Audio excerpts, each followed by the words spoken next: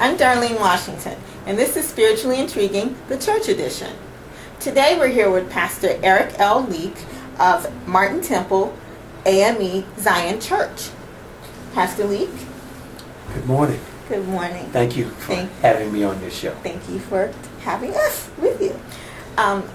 First thing I want to do is find out about your pastoral journey. So can you just tell us about how you became a pastor and how that's worked for you?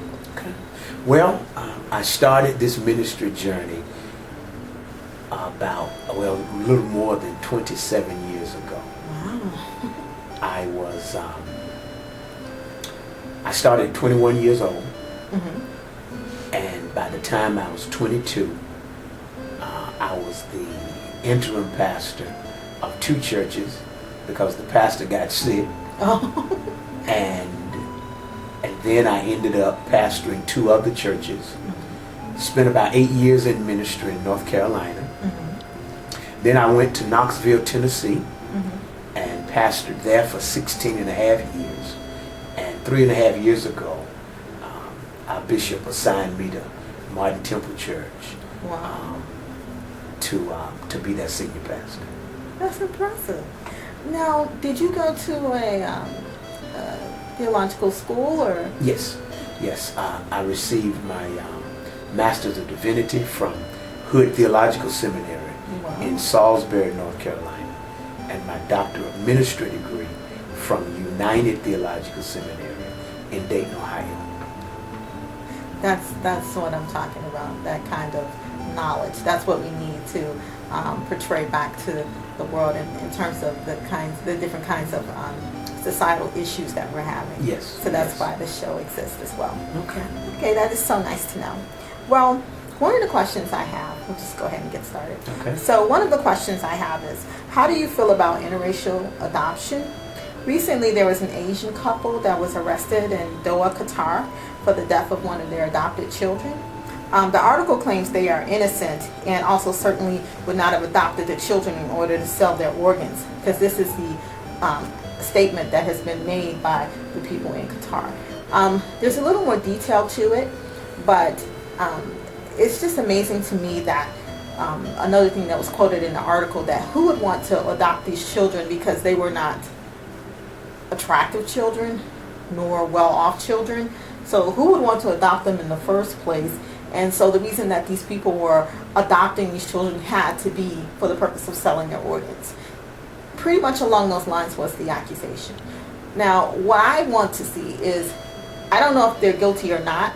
I would just like to see the truth. And I don't know that that kind of thing is happening there.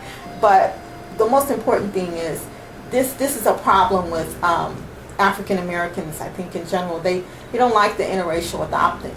And this is one of the reasons why.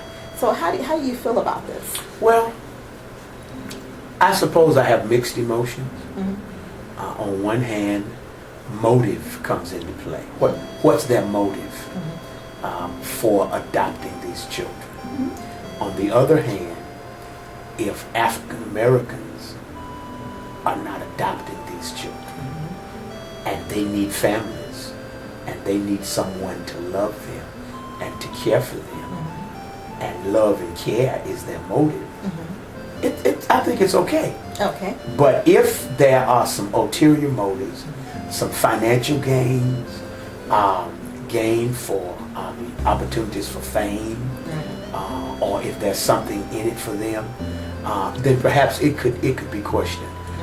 But children need to be adopted. They need families. And if there's a family that will love them unconditionally, then I'm okay. I can't argue with that. That's my philosophy too. It's like, well, we're not adopting them, so right. Don't they need someone to love them? You know. At the same time, as you said, the ulterior motives, and then I think some people have this concern that they won't respect their background or their heritage, or this sort of thing, or they won't even teach it to them, and how will we know if they're being prejudiced against the child in the home because we're not there? All these sorts of things. So I mean, that's the chance that we leave to our own kind when we don't adopt them for ourselves. That's right. That's right. Yeah. And so that's a good comment. That's something that I'd like for everyone to take to heart. Yes. Another thing that's been going around is divorce. You know, it's like, oh, I'm getting a divorce because you keep coming home late. You know, which is that's quite annoying. But what's going on? What's really going on there? So when should people really consider divorce as an option? Well, I've pondered this question quite a bit over the years. Mm-hmm. And of course, scripturally, we read in Malachi that God hates divorce, Mm-hmm. because his desire is for a man and a woman to be married for a lifetime. Right. However, Mm-hmm. we all know in our culture, Mm-hmm. that's not happening. Right. So, according to scripture, that there are 2 occasions for divorce. Mm-hmm. When the spouse has been unfaithful Mm-hmm. to the other, by committing adultery Mm-hmm. with another sex partner, Okay. and abandonment. Wow. If a spouse walks out on the other and says, I'm gone, Mm-hmm. you can't make anybody live with you. Right. According to Corinthians, that's an option for divorce. Mm-hmm. Now, I also question whether or not a spouse should stay if they are being abused. Yes. Because I don't think anybody should live in abuse. Right. And so I think that, and abuse may be part of abandonment and unfaithfulness. Right. When we begin to treat our spouses less than human. Right. And so that would be my response to that. Let me also add that I think it's important on the front end that couples do their best to try to divorce-proof their marriage. Yes. Premarital counseling, being honest and open up front Right. with what you expect. No surprises. No surprises afterwards, because obviously sometimes there are surprises, Right. because one or the other may deceive the other spouse, Uh-huh. and things kind of go on. Right. But I think that divorce ought to be the last alternative, and if it is,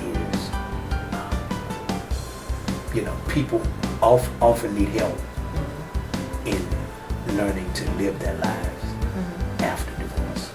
So there's a lot.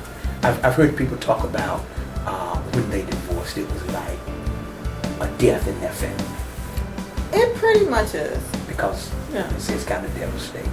Yeah. I speak from personal experience. It pretty much is. It's a very harsh process in the household amongst the children, and Right. and then the one parent that's there, and Right. the going back and forth, and so Yes. have you. But through it all, there are marriages where someone may have stepped out in terms of cheating, been adulterous.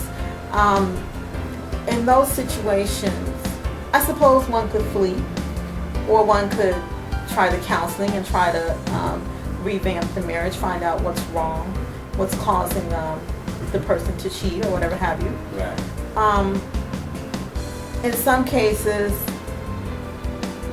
nowadays, people don't believe, more people are starting not to believe that it is even possible to remain monogamous in your marriage, and that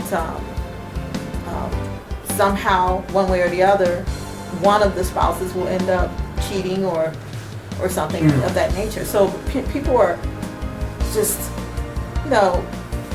like, okay, and, so when this happens, if someone cheats in their marriage, should you now divorce that person, or do you try to mend it? So, I mean, since it would be okay with God that you would get a divorce, you could do that. But on the other end, could you work it out, or should you try to work it out? Well, let me say that I know many who have worked it out. Beautiful.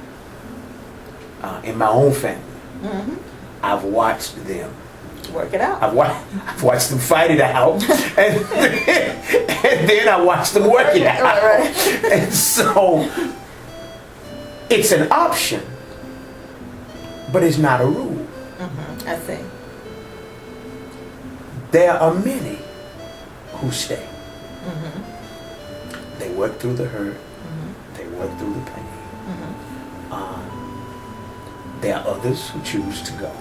Right. And in many instances, many have chosen to go Mm-hmm. not because of an unfaithful act one or two times, Okay. but they keep doing it. Serial cheaters. Serial cheating. It's, you know, you've done this 10, 15 years, and at this point, okay, Right. there's not much I can do with this. Right.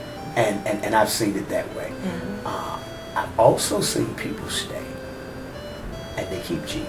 Mm-hmm. Some people just struggle with breaking free Mm-hmm. of the bondages Mm-hmm. other people have on them. Exactly. I do understand that. They just struggle with that. Right. And so many of them fear what's next. Right.